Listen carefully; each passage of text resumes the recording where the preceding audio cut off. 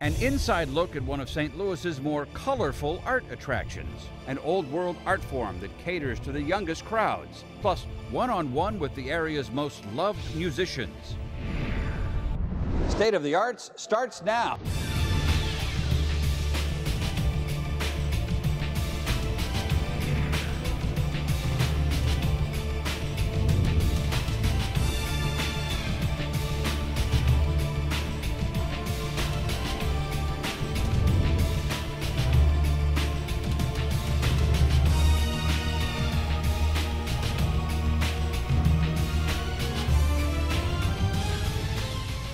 Hello and welcome to State of the Arts. We come to you today from Third Degree Glass Factory, the region's only public access glass art education center. In this space, which was once a rundown car dealership and a service station, you'll find professional artists crafting breathtaking works of art next to beginners who are learning the fine art of glass blowing and flame throwing. We thought you might be curious about the process of creating artworks like these. We know we were. So we sent reporter Brenda Madden here to give a few of the third degree glass artists the third degree. The fire is what catches your eye first. From the blast of the blowtorch to the intense orange glow of the furnaces in third degree's aptly named hot shop. So let's make sure it's nice and hot. The next thing you notice is the noise, clanging tools, and the hum of the heat and the artists. But all that is really just a prelude to the object of their obsession. The glass is the obsession. It's just such a fascinating material to work with. The heat and the immediacy of it, and just, I guess, knowing that you're not always in control. It's the only medium that I found that grabbed my attention and kept it. It's easy to see why. Libby Lichman discovered flame working, also known as bead making, 14 years ago while working as a muralist. The glass just started fascinating me. I have to melt the glass very slowly. Lichman begins each bead by heating the end of a slender rod of Moretti glass, a soft glass imported from Italy. Now I'm just laying down the glass. So I'm making this one a little bit longer, making it more of a barrel shape. From there, it's like watching a strings musician. Lichman's hands move deftly and instinctively to give the bead what it needs. You have to heat it and not heat it to be able to shape it and form it. So you have to be able to read the glass. If it's got too much heat, not enough heat. It also requires a steady spin of movement. Without that, the glass will drop. Well, before you started filming, I pulled out something we call a stringer out of glass. So now I can turn down my flame and I can begin more intricate work. For flame workers, this is the fun part. It's the challenge of it. Every day I sit down at the torch, I'm challenged by other people's work, I'm challenged by nature, I'm challenged by other mediums to see if I can interpret that into glass. Or you'll see, you know, a Moroccan window and you'll think, can I do that? Is there a way to do that? And there usually is. That seems to be the essential question for glass artists, from flame workers to glass blowers to kiln artists like Mark Salisbury. I think that's part of what the love affair with the glass is, just learning that to communicate with that material. Salisbury's first love was ceramics, but like Lichman, he fell for glass after taking just one class in the medium. After college, he worked as a professional glass blower before shifting to the art of kiln casting. It's a slower process. Some castings take months of work to actually, from the start to the end. Kiln casting starts with a prototype, like this wax mold in the shape of a giant corn kernel. After creating the first mold, Salisbury builds a refractory mold of plaster and silica around it. Then the wax is melted out and replaced with glass. The piece is then fired inside a large-scale kiln or a smaller one. The process isn't as physical as glass blowing, but it can be just as intense. One of the greatest obstacles to overcome is actually the programming of the kiln. If at any point you put the wrong number in, your pieces will either not survive or survive not like you wanted them to. Another kiln technique is called fusing. Salisbury fused multiple glass panels together to create this credit card for his portfolio and this plate. I do a lot of design work in Illustrator, Adobe Illustrator, And as minimal as they are, I spend a lot of time just looking at them, like moving little thing, just a little bit, just a little bit, back that way. It's like a Zen rock garden, I tell people. You want to find that, the harmony in the piece. What we can see is the reflection of the blowpipe on the surface of the crystal. And in a glass studio, harmony can be found in the unlikeliest of places. You gather a blob of molten glass out of the furnace on a blowpipe and it doesn't look like anything. And suddenly we can make cylinders and cones and very geometric things, such as our appeal to our rational mind. Mike Moran knows a lot about rational design. I came to glass as a second career. I am an architect, and I studied architecture and graduated in architecture before I was exposed to glass. But when the economy caused that industry to slow down, Moran began shifting his time and creativity to the hot shop. Now he works as a studio artist and instructor. It's easy to get hooked on, yeah. Glass blowing is very addictive in a good way. The byproducts of that addiction are on display in Third Degree's gallery. Moran's collection includes sculptures and beautifully colored stemware made in the Italian tradition. Any machine can make glass perfectly every single time. What does the human mind and the human hand add to the work that can't be repeated? It takes about 40 minutes to make one piece of stemware, and from the minute the molten glass leaves the furnace, the action is nonstop. It's a stand and deliver type of work. You work against time and heat, so you have to perform relatively efficiently to get work done. Which is why most glass blowers work in teams. Moran and fellow artist John Biskin have been assisting each other for so long, they work in perfect sync. I'll chill the neck a little bit with the tweezers and back to the furnace. Like Lichman's beads, Moran's pieces require a steady rotation of movement as he heats and cools and then reheats and recools the glass. Just blowing on that to cool it off a little bit. Then bit by bit, shapes emerge, a goblet, a stem, and finally, the joining of the two. One more blast from the blowtorch, and then it's into the cooling oven for the final stage. That's it.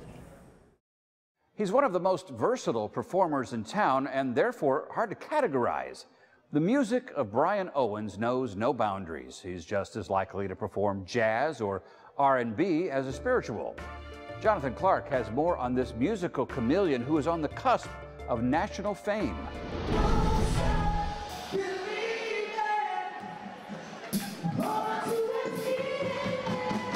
Brian Owens is on the verge of something special.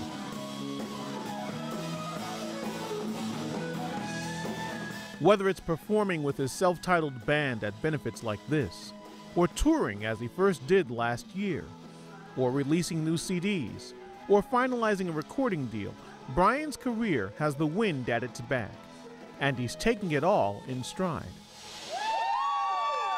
Never buy into what people esteem you for, but, you know, be grateful, but don't necessarily buy into it. Translation, don't believe the hype. Lately, the hype's been building. With nationally televised appearances on ABC, BET, and the syndicated Wayne Brady Show, the 30-year-old Owens is finally reaching the peak of his art. Painters paint. Writers they write books to share their vision, share their thoughts. Well, I use my voice. Owens' clarion first tenor is digital in an analog world. It's HD when everyone else is standard. Music is Owens' passion, but he'll tell you his purpose is much deeper. My purpose is for people to hear music and go, wow, there's a creator that wants something greater for my life. If audiences love hearing Brian Owens, colleagues enjoy him even more. A lot of times when you're thinking about playing with singers, especially musicians, it's like, okay, they don't really know anything about music. This guy is the total opposite. In 10 years of playing with Brian, guitarist Sean Robinson has learned to go with the flow. Oh, you never know.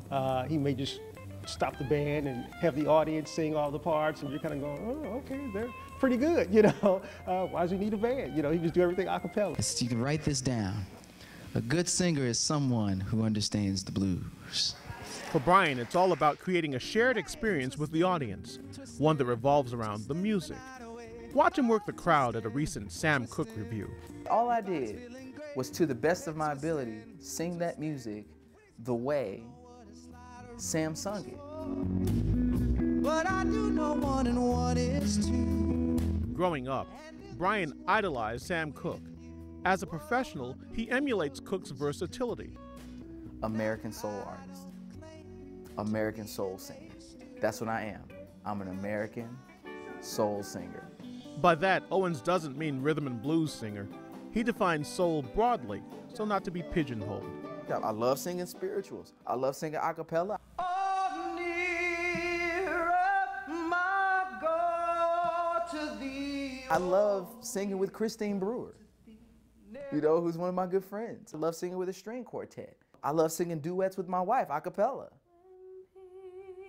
Like a river attendeth my way.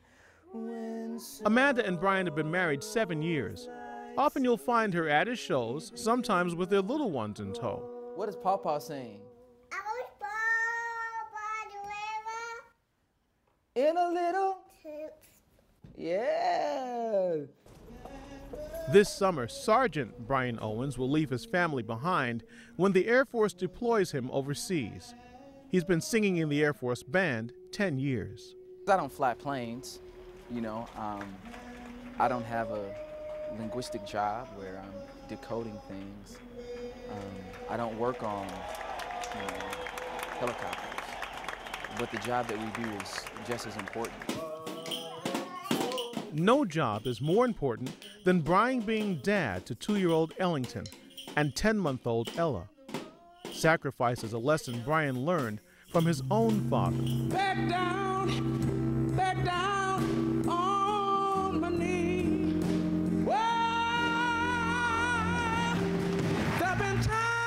That's Brian's dad holding his grandson and singing with his son on the Sheldon stage. And if you listen closely, you might just hear a tinge of Sam Cooke in his voice. It's not so much me and my dad on the stage singing together. It's the fact that we were involved in a shared experience where people got to experience what our life is. That's our life. For Brian Owens, music ultimately is legacy.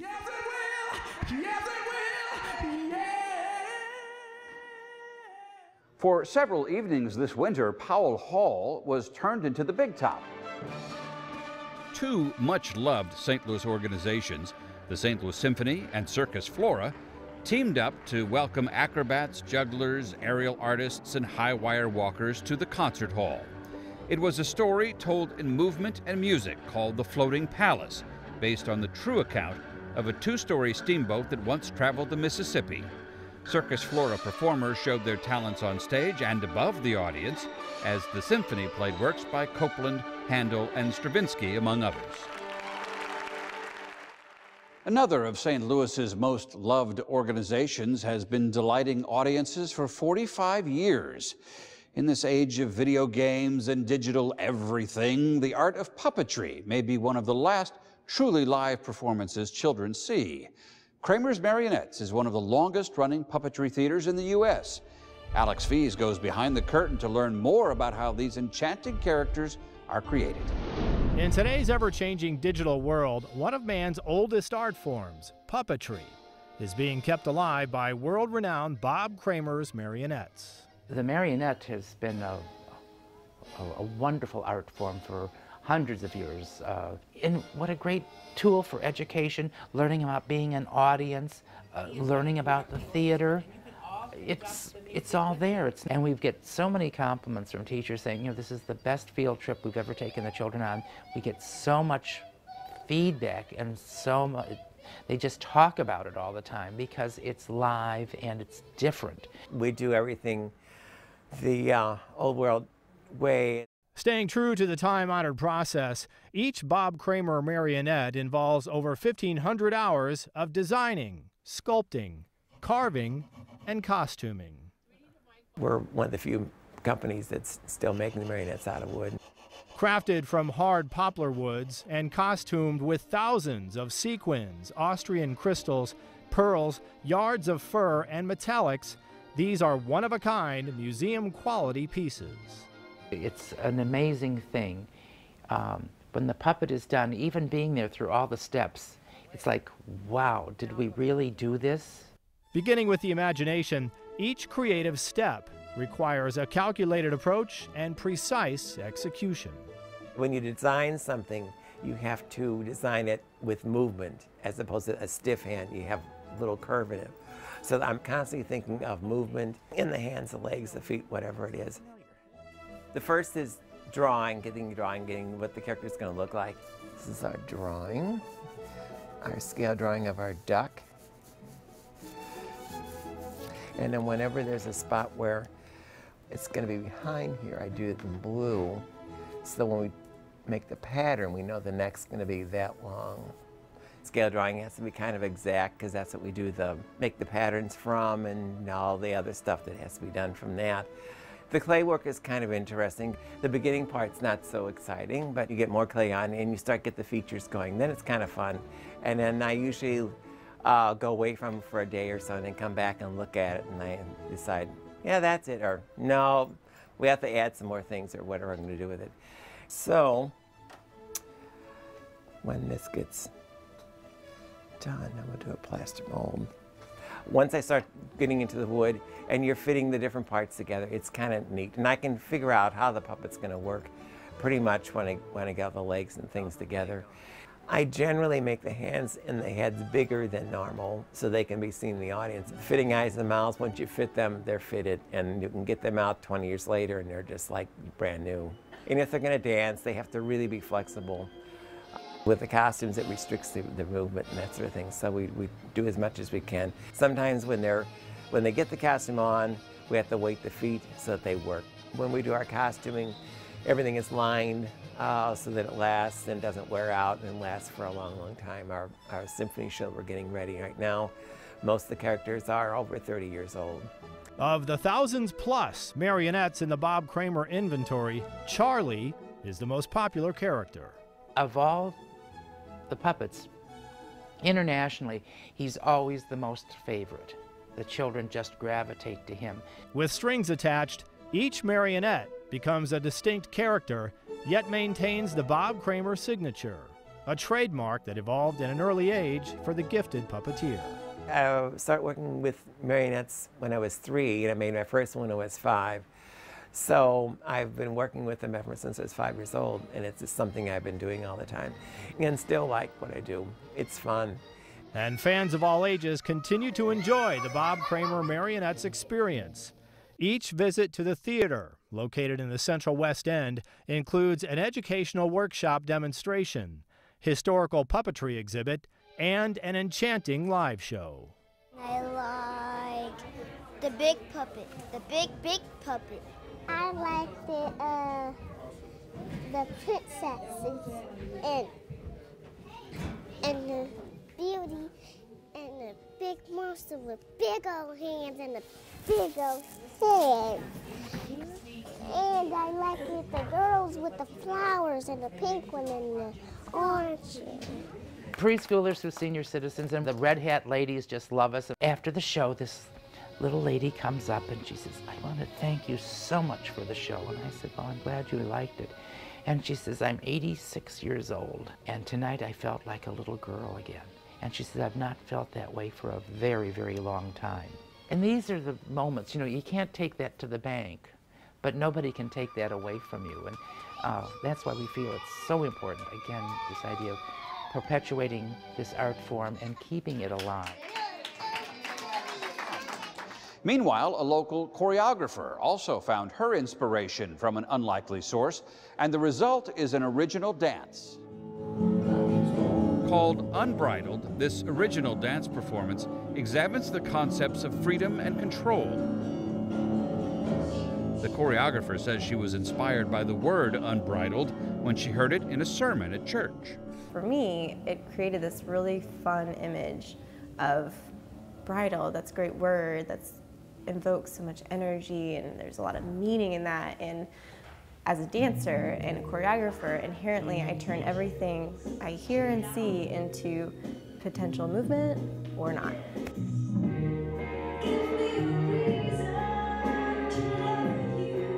I wanted to explore, even in confinement, of being bridled and using self-restraint and self-control. Is there freedom?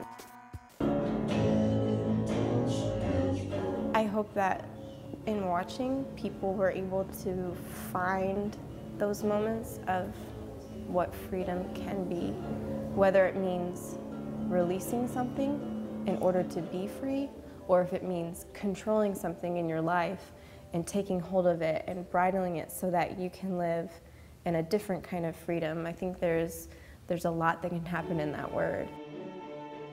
The dance was performed at Satori, the studio created by local performance artist Tom Brady, who was profiled by reporter Nancy Pasternak in the last episode of State of the Arts. A unique blend of urban art and hip-hop music came to St. Louis not long ago.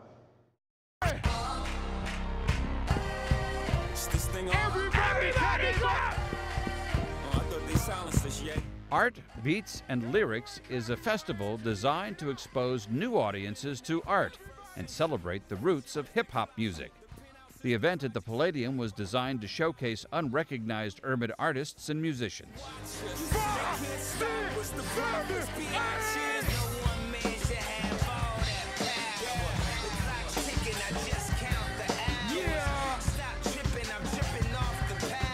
They're promoting the culture of art and music, and one of the things that happened even after the first show we did is it inspired other people to do art shows. Yeah. So after the first one we did, everybody started getting into doing art shows, and even to this day, people are still, looking at what we're doing and sort of patterning themselves after it and trying to get their things off the ground. Yeah. So hopefully by the time everything is said and done, it will inspire a lot of people to really, really pursue art or music or breakdancing or b-boying or DJing.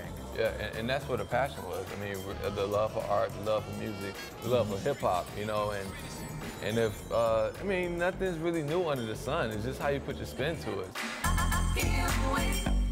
The event was sponsored by Jack Daniels. Organizers say corporate sponsorship has allowed a wider reach, giving hip-hop artists outside the mainstream a larger audience. One of the reasons why I think it's truly hip-hop is because it's not mainstream. It's actually, not mainstream at all, because you don't have the mainstream artists. You have graffiti, you have turntablists, you have DJing, you have b-boying. There's other things that is going on, the 7 themes from hip-hop. So, Art, Beats, and Lyrics tours nationwide with its next event in New Orleans.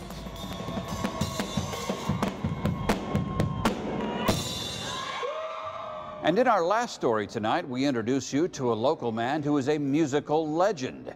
Big George Brock's music harkens to a time past when people gathered on porches on humid Delta nights to sing their troubles away. Sarah Thompson introduces us to an original who knows the best antidote to pain, maybe singing the blues.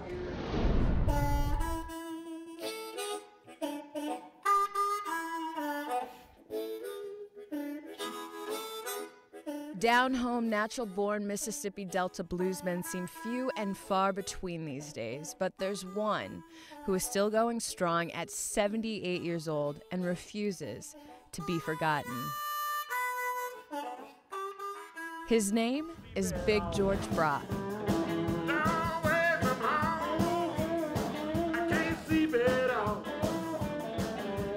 The big can refer to his deep voice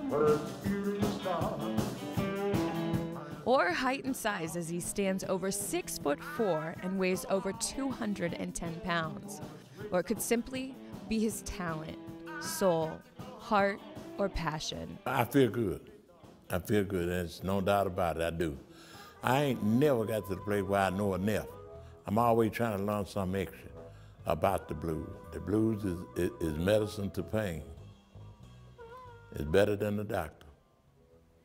If you really understand the blues, you need the blues for your pain. Big George Brock is as authentic as they come.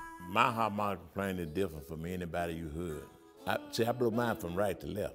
It's a different sound. Because when you when you cross note it and be making your keys, you get a different sound that way than you will the other way.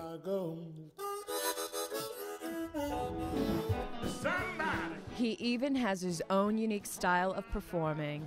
I used to walk the tables and stuff, you know. Then I get on the floor and I make my band get down there too, you know. All of us get on the floor and play. If you play laying down, you sure can play standing up. That's my trouble. It's something different that people don't do. And I want it to be different. And at a time when most blues musicians his age have stepped away from the spotlight or have simply been forgotten by the public, Big George keeps his name in the paper, voice on the radio, and presence on stage, keeping the blues alive as well as his love for the music and performing it. A lot of people don't know that I'm serious about what I'm doing. A lot of people don't know about I'm honest in what I'm doing. And I wish the Lord that I could explain myself to the people more than I do now, you know. Big George's early years couldn't be any more fitting for a natural blues musician. Well, He grew up on a Mississippi Delta plantation. Cotton, corn, anything, most anything. We raised everything. And when he outgrew sharecropping, Big George moved to St. Louis in the early 1950s to make it as a professional bluesman. He's played with some of the greatest names in blues history. I played with Howlin' Wolf in Wall, Mississippi. oh, the train I ride on. His girlfriend, Maddie, asked Howlin' Wolf on the breaks so let Big George sing a number and you still sit down here with me for. He said, okay. I had to get up there and I did a couple numbers, you know. And he acted like everything was nice.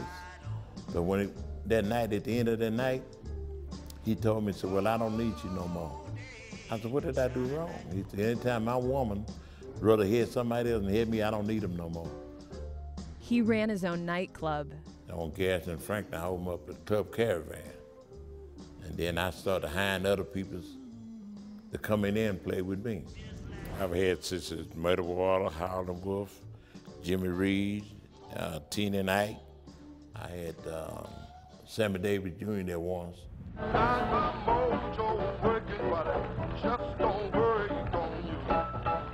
Perhaps one of the most interesting side notes to Big George Brock's life was his relationship with the world-renowned blues musician Muddy Waters. Well, me and Muddy would come out the same plantation. We were on the same farm together. And I had the privilege to be with him a lot more than I did any other musician because that we was from down south together. But when I came to the north, I ran across him again. So we got together and we played different. He played at my place like 7 nights a week, you know, sometime. And then he'd go to Chicago and I would visit him in Chicago. So we were real close friends. We were real good friends. Say you love me, baby. That's Muddy Water. Muddy was my identification man for the blues, you know. I just liked his style, and he just was a natural good man. Just shy of 80 years old, Big George Brock has finally earned legendary status. He's seen and done it all in more than a half-century as a professional musician. He's lived through the hardships of sharecropping and segregation, yet enjoyed the pleasures of performing. He's experienced a time when he would play all night for just $25, to a more recent occasion where he's blown his heart for a roaring crowd as far away as Europe. You could wake me up any time of night and said, you need me to go play the blues, I'd be willing to go. Well, that wraps up today's program. We're glad you joined us. Check out our website, hectv.org, for links to all the artists featured here today. And be sure to visit Third Degree Glass Factory for one of their great events. We'll see you next time.